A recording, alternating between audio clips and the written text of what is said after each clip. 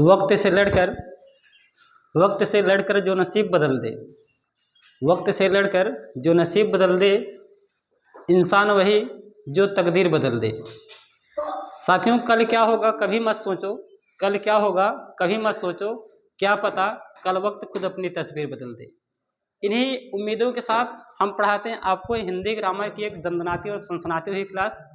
आज पढ़ाएंगे उत्तर प्रदेश पुलिस भर्ती या बिहार टीचर या बिहार पुलिस भर्ती के लिए या बिहार पुलिस भर्ती में दरोगा भर्ती के लिए, यूपीएसआई के लिए हिंदी ग्रामर में एक छोटा सा साधारण सा टॉपिक लेकर के आए हैं। संज्ञा की एक बेहतरीन क्लास आपको आज पढ़ाएंगे। इसके बाद कल हम आपको पढ़ाएंगे इसी सीरीज में सर्वनाम पढ़ाएंगे। साथियों, टारगेट एनसीईआरटी यूट्यूब प्लेटफॉर्म पर आप सभी का मैं स्वागत करता हूं। चलिए हम आज शुरुआत करते हैं संज्ञा से। तो संज्ञा के बारे में सबसे पहले चर्चा करते हैं। सबसे पहला प्रश्न आता है कि संज्ञा किसे कहते हैं। संज्ञा किसे कहते हैं? तो बहुत से लोगों को संज्ञा के बारे में, संज्ञा को अंग्रेजी में इंग्लिश में नाउन कहा जाता है। संज्ञा क्या होता है? संज्ञा जिससे किसी व्यक्ति, वस्तु, स्थान के नाम के बारे में बोध होता है, जानकारी होता है, उसे क्या कहते हैं? संज्ञा कहते हैं। प्रश्न आएगा कि संज्ञा किसे कहते हैं, तो आप बताएंगे जिस शब्द से किसी व्यक्ति,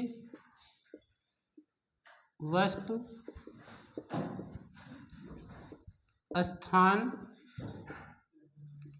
आदि के नाम के बारे में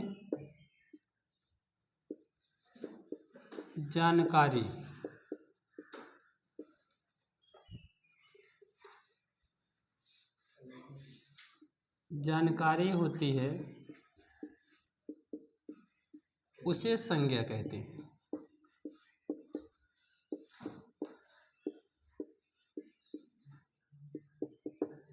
ये हो गया संज्ञा। संज्ञा की परिभाषा उदाहरण के लिए से कह दे लखनऊ, कानपुर, राम, श्याम, ठीक। जिससे क्या होता है, किसी व्यक्ति के बारे में पता चले, किसी वस्तु के नाम के बारे में पता चले या किसी स्थान के नाम के बारे में पता चलता है, तो उसे क्या कहा जाता है? उसे संज्ञा कहा जाता है। प्रश्न आता है संज्ञा के कितने भेद होते हैं। तो जब प्रश्न कहेगा संज्ञा के कितने भेद हैं, तो आप बताएंगे संज्ञा के 5 भेद हैं। संज्ञा के 5 भेद होते हैं। अगर यहीं पे कहेगा संज्ञा के, मुख्य संज्ञा के कितने भेद होते हैं, प्रश्न चेंज कर दे, कह दे मुख्य संज्ञा के कितने भेद होते हैं, तब आप बताएंगे मुख्य संज्ञा के 3 भेद होते हैं। मुख्य संज्ञा के 3 भेद होते हैं, ठीक है। सबसे पहला प्रश्न आ गया व्यक्तिवाचक संज्ञा। व्यक्तिवाचक संज्ञा। दूसरा होता है जातिवाचक संज्ञा। जातिवाचक संज्ञा। तीसरा पॉइंट होता है समूहवाचक संज्ञा। समूहवाचक संज्ञा। चौथा पॉइंट होता है पदार्थवाचक संज्ञा। पदार्थवाचक संज्ञा। पांचवा पॉइंट होता है भाववाचक संज्ञा। भाववाचक संज्ञा।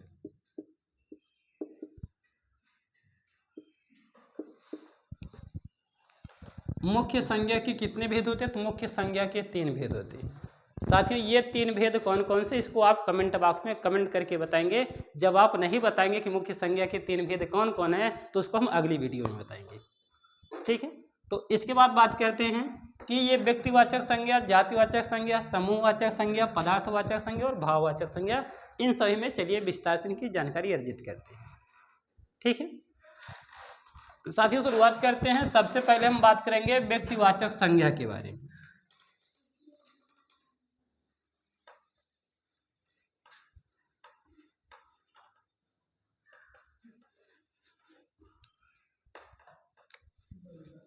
कह रहा व्यक्तिवाचक संज्ञा किसे कहते हैं? व्यक्तिवाचक संज्ञा।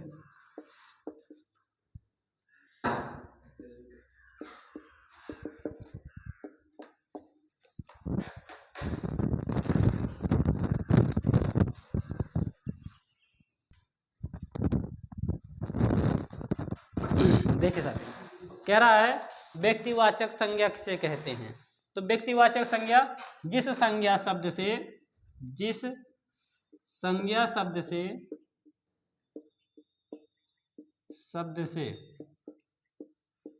किसी विशेष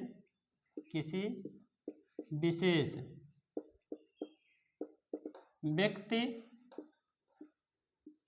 या स्थान के नाम का बोध होता है,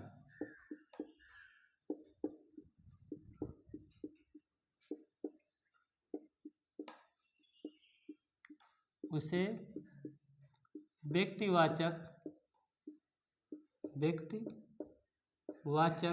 संज्ञा कहते हैं।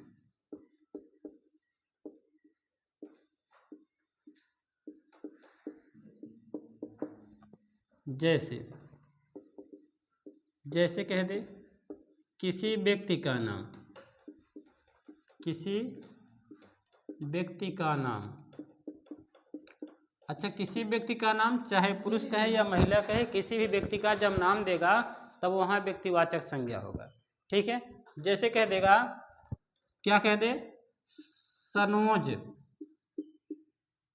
सनोज में कौन सी संज्ञा है? व्यक्ति का नाम है। जहाँ पे किसी व्यक्ति का नाम होगा वहाँ व्यक्तिवाचक संज्ञा होगा। ठीक है, सनोज हो गया, सरोज हो गया, सनोज, सरोज,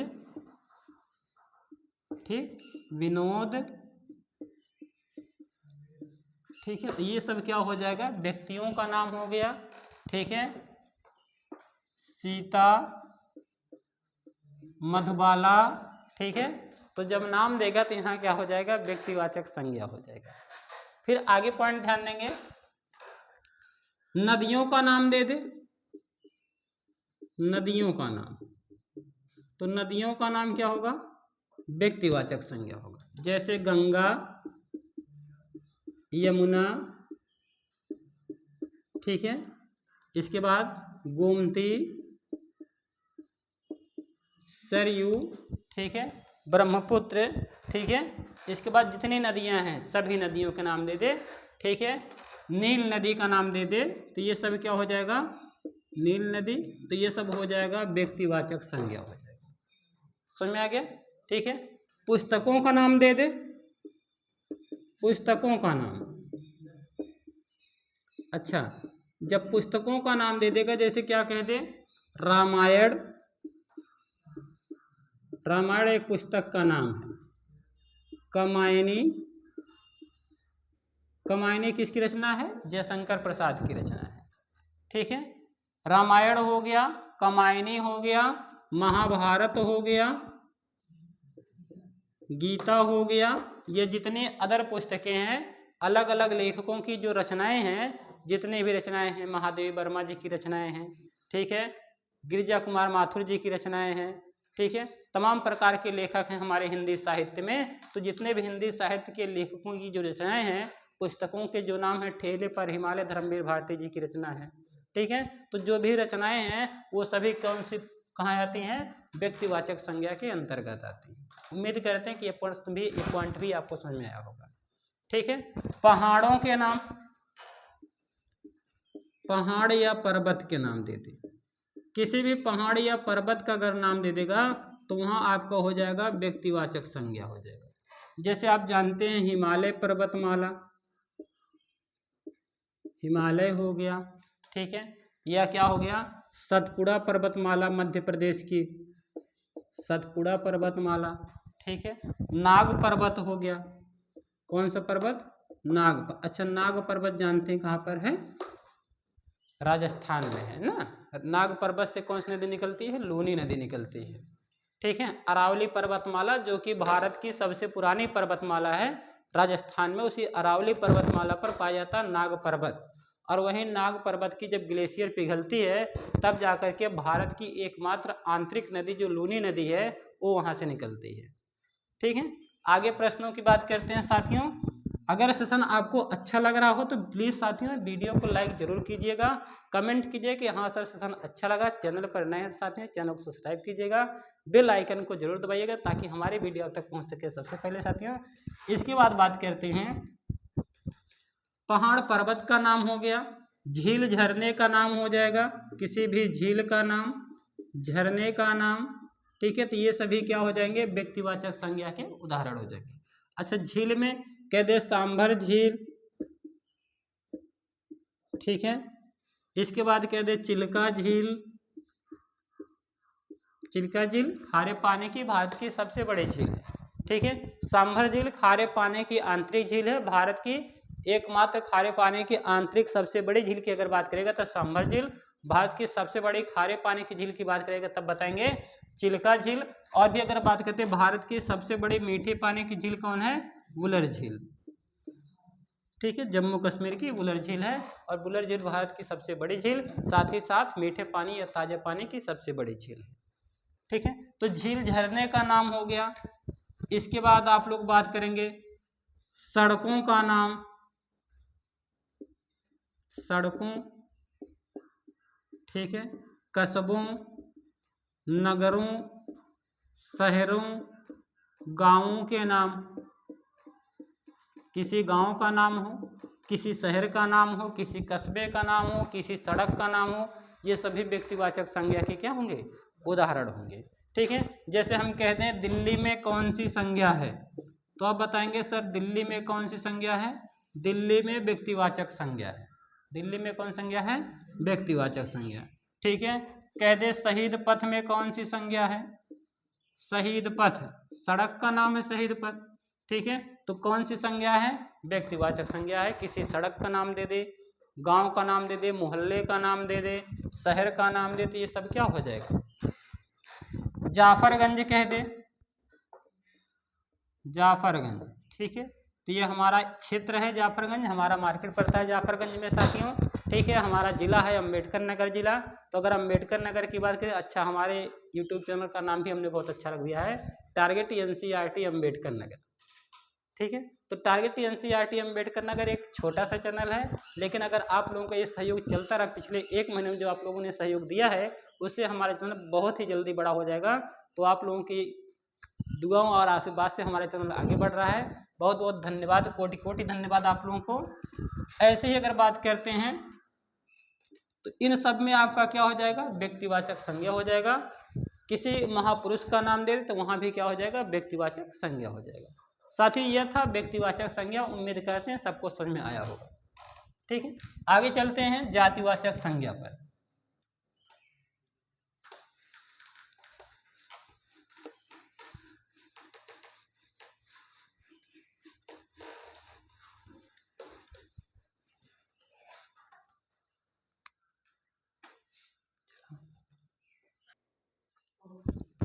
देखिए, जातिवाचक संज्ञा क्या रहा है, जिससे क्या होगा, किसी जिस संज्ञा शब्द से, जिस संज्ञा शब्द से, जिस संज्ञा शब्द से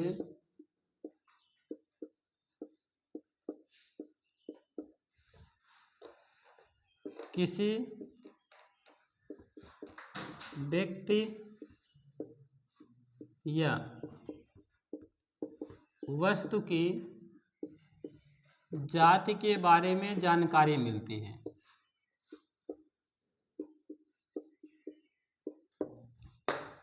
बोध होता है,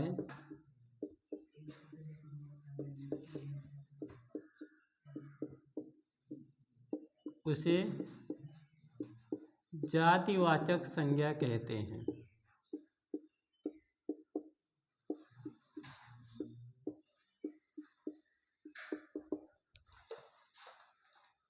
साथियों, जीवन में उम्मीदों से बढ़कर कुछ नहीं होता। यदि आपकी उम्मीद बेहतर है, आपकी सोच बढ़िया है, आप अपने लक्ष्य को पाना चाहते हैं, तो यदि लक्ष्य पाना चाहते हैं तो लक्ष्य को पाने के लिए, लक्ष्य प्राप्त करने के लिए लक्ष्य जैसा आपको मेहनत करना होगा। अपने लक्ष्य को पाने के लिए दिन रात परिश्रम कीजिए, एक रणनीति बनाकर तैयारी कीजिए। ऐसा नहीं कि परिश्रम करने से ही कामयाबी मिल जाती है। जिस भी एग्ज़ाम की तैयारी कर रहे हैं उस एग्ज़ाम की सही रणनीति क्या है, आप प्रीवियस ईयर को हल कीजिए, मॉक टेस्ट दीजिए, इसके बाद जो सिलेबस है पहले सिलेबस कवर कीजिए, फिर एक रणनीति बना करके जब तैयारी करेंगे तब जा करके आपका सिलेक्शन होता है साथियों। तो सिलेक्शन होने के बहाने नहीं बनाए जाते हैं, तरीके अपनाए जाते हैं। तो बात कर रहा है कि जातिवाचक संज्ञा क्या है। तो जातिवाचक संज्ञा में हमने बता दिया कि जिस संज्ञा शब्द से किसी व्यक्ति, वस्तु या स्थान के जाति के बारे में बोध होता है उसे जातिवाचक संज्ञा कहा जाता है। उदाहरण के लिए कह दे किसी व्यक्ति की जाति, किसी व्यक्ति की जाति। आप लोग जानते हैं कि जो हमारा पूर्वांचल उत्तर प्रदेश है जहाँ का मैं निवासी हूँ, यहाँ पर साथियों जातिवादिता एकदम कट्टर चरम सीमा पर आ गई है। पॉलिटिक्स और राजनीति जो है इसने कहीं ना कहीं जातिवाद को इतना बढ़ावा दे दिया है कि समझ लीजिए यहाँ पूर्वांचल उत्तर प्रदेश जो है या बिहार का जो क्षेत्र है यहाँ सब साथियों जातिवादिता इतनी ज़्यादा फैल गई है, उसको आप लोग समझ ही रहे होंगे। जो हमारे पूर्वांचल के भाई बहन या साथी अगर हमारी वीडियो देख रहे होंगे तो बुरा नहीं मानेंगे, लेकिन हकीकत है कि यहाँ पर हमारे क्षेत्र में जातिवादिता बहुत ज़्यादा फैल चुकी है। साथियों जातिवादिता से आपका विकास कभी नहीं हो सकता है, राजनीति से आपका विकास कभी नहीं हो सकता है। आपका विकास तभी हो सकता है जब आप अपने विकास को, अपने माता पिता को संघर्षों को देखेंगे, जब आप अपने भविष्य को बनाना चाहेंगे तभी जाकर के आपका विकास हो सकता है। जातिवादिता से या राजनीति करने से आपका विकास कदापि नहीं हो सकता है। जातिवादिता या राजनीति आपको ही नहीं आपके आने वाली पीढ़ी को भी पीछे ढकेल दे रही है। तो इससे बचिए प्यारे साथियों, और अपने भविष्य को और आने वाले जनरेशन को आगे बढ़ाने का प्रयास कीजिए। यही वास्तव में हकीकत में साथियों ज़िंदगी होती है। तो चलिए पढ़ते हैं हम लोग। करा किसी व्यक्ति की जाति, जैसे हम लोग बहुत सी जातियां जानते हैं, जैसे करा है निषाद समाज, यह कह देता है यादव, ठीक है, यह कह देता है सिंह। तो यहाँ पे भाई ध्यान देंगे कई अलग अलग नामों के जो जाति होते हैं तो यहाँ पे जातिवाचक संज्ञा होता है, ठीक है, कोई बुरा नहीं मानेगा। अभी भाई देखिए टॉपिक वाली चीज़ है, समझ आते अगर कोई बुरा मान गया तो। अब समझिए आगे क्या रहा है, पशु पक्षियों के नाम, पशु पक्षियों के नाम, किसी पक्षी का नाम दे दे, किसी जानवर का नाम दे दे। जैसे कह दे आपको गाय, भैंस, उल्लू, उल्लू, उल्लू एक जाति है, ठीक है। अरे उल्लू से उल्लू मजाक मत समझिएगा, ठीक है, उल्लू एक पक्षी होता है भाई, ठीक है। अब यहाँ पे ध्यान देंगे भैंस हो गई, गाय हो गई, ठीक है, ये सब क्या है, बकरी हो गई, ये सब जातियाँ हैं। किसी जानवर का नाम दे दे, किसी पक्षी का नाम दे दे, कबूतर दे दे, कबूतर, ठीक है, हार्नबिल दे दे, हार्नबिल, हार्नबिल एक पक्षी है, नागालैंड का राजकीय पक्षी है, ठीक है, और नागालैंड में हार्नबिल उत्सव मनाया जाता है, ठीक है। अगर प्रश्न कभी कभार पूछ देता कि हार्नबिल उत्सव कहाँ मनाया जाता है तो हम बताएंगे नागालैंड में मनाया जाता है। अच्छा, जलीकट्टू उत्सव मनाया जाता है तमिलनाडु में, ठीक है, कम्बाला उत्सव मनाया जाता है। अच्छा आगे चलते हैं, कराए पेड़ पौधे का नाम, पेड़ पौधे का नाम क्या हो गया, जातिवाचक। जैसे आम हो गया, अमरूद हो गया, ठीक है, शीशम हो गया, तो ये सब क्या हो गए, पेड़ों के नाम है। तो यहाँ सब जातिवाचक संज्ञा हो जाएगी, समझ रहे हैं। किसी वस्तु का नाम, किसी वस्तु का नाम, पेन हो गया, चाक हो गया, मेज हो गया, ठीक है, ये सब क्या है, वस्तुओं के नाम। तो अगर वस्तुओं का नाम हो जाएगा तो उसे हम जातिवाचक संज्ञा बताएंगे। क्या बताएंगे, जातिवाचक संज्ञा। अब पढ़ते हैं समूहवाचक संज्ञा। उम्मीद करते हैं साथियों सेशन अच्छा लगा होगा। अगर सेशन वास्तव में अच्छा लग रहा है तो कमेंट बॉक्स में जरूर बताएंगे हाँ सर सेशन बहुत अच्छा लगा।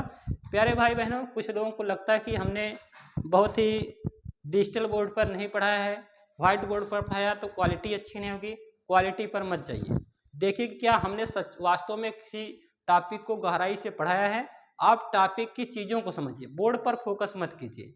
बोर्ड ये जो चीज़ें होती हैं समाज में, जो दिखावा वाली चीज़ होती है, लोग उस पर आकर्षित होते हैं, वास्तव में वो सही चीज़ें नहीं होती हैं।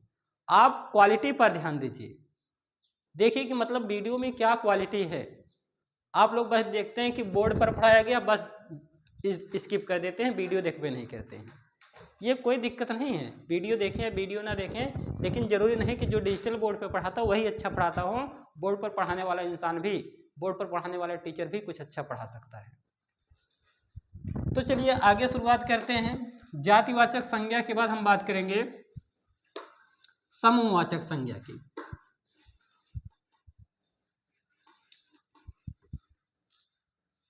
समूहवाचक संज्ञा क्या होता है? समूहवाचक संज्ञा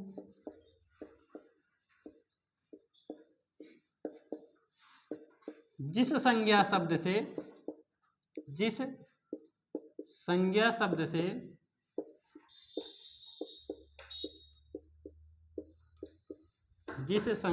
से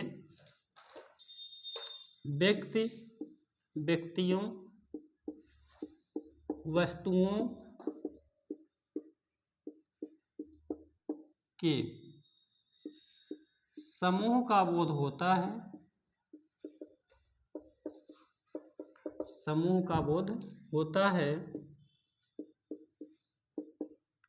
उसे समूहवाचक संज्ञा कहते हैं।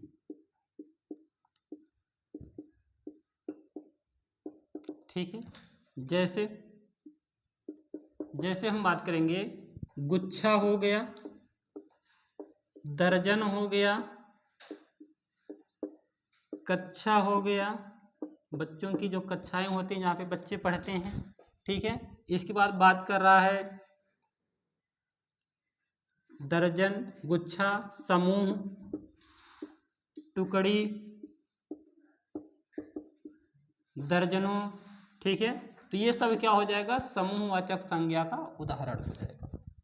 ठीक है, सैनिक हो गया, सैनिक, पुलिस। अच्छा साथियों, पुलिस में आपका समूहवाचक संज्ञा नहीं।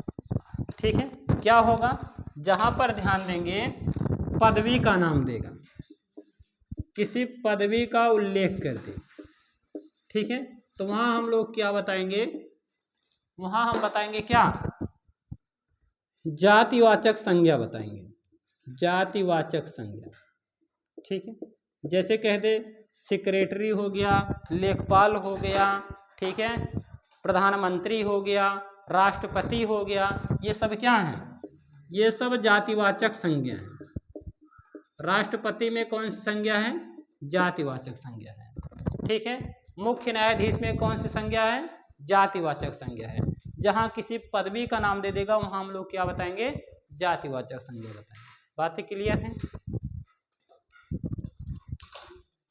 आगे ध्यान देंगे। समूहवाचक संज्ञा के बाद क्या है? पदार्थवाचक संज्ञा, द्रव्यवाचक संज्ञा। क्या होता है द्रव्यवाचक संज्ञा? द्रव्यवाचक संज्ञा, जब आपसे कहेगा द्रव्यवाचक संज्ञा किसे कहते हैं, तो जब आप बच्चे छोटी छोटी कक्षाओं में जो बच्चे पढ़ते हैं उनके लिए परिभाषा अलग है।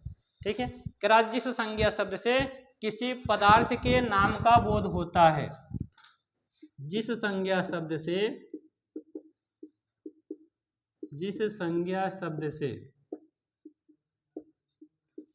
किसी पदार्थ के नाम का बोध होता है,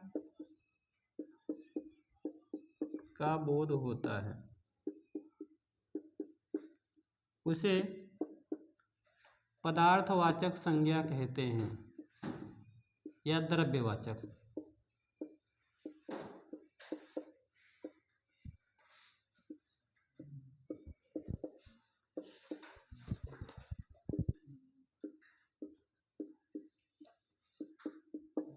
ठीक है, उदाहरण के लिए जैसे कहते हैं साथियों ध्यान देंगे, जो छोटी कक्षाओं में नहीं पढ़ते, जो लोग कंपटीशन एग्जाम की तैयारी करते हैं, उनके लिए दूसरा परिभाषा है। क्या परिभाषा है? जिनको नापा या तौला जा सकता है। ऐसी वस्तुएं जिनको हम नाप या तौल सकते हैं, उन वस्तुओं को क्या, उन्हें क्या कहा जाता है? उन्हें पदार्थवाचक या द्रव्यवाचक संज्ञा कहते हैं। ठीक है, उदाहरण के लिए अगर कह दे दूध, सोना, चांदी, पानी, ठीक है, तो ये सब क्या है? ये सभी पदार्थवाचक संज्ञा है। ठीक है, दही में कौन सी संज्ञा है? दही पदार्थवाचक संज्ञा है। कौन सी संज्ञा है? पदार्थवाचक संज्ञा है। तो शायद ये वीडियो आपको अच्छी लग रही होगी। प्यारे साथियों, अगर वीडियो पसंद आई हो तो वीडियो को एक प्यारा सा लाइक जरूर करेंगे।